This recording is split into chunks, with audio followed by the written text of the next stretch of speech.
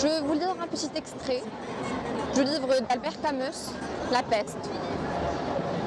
Non, la peste n'avait rien à voir avec les grandes images éclatantes qui avaient poursuivi le docteur Rieux au début de l'épidémie. Elle était d'abord une administration prudente et impeccable, au bon fonctionnement.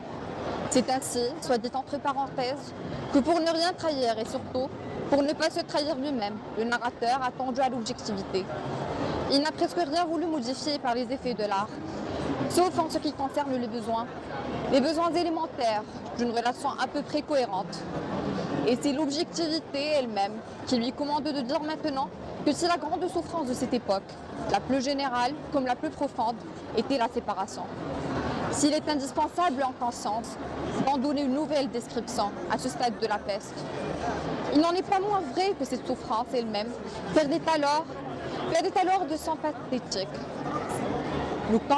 Nos concitoyens, ceux du moins qui avaient le plus souffert de cette séparation, s'habituaient-ils à la situation? Il ne serait pas tout à fait juste de l'affirmer. Il serait plus exact de dire qu'au moral comme au physique, ils souffraient du décharnement.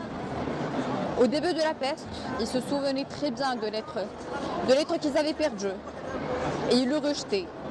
Mais s'ils se souvenaient nettement du visage, aimaient de s'en rire, de tels jours dont ils reconnaissaient après coup qu'il avait été heureux.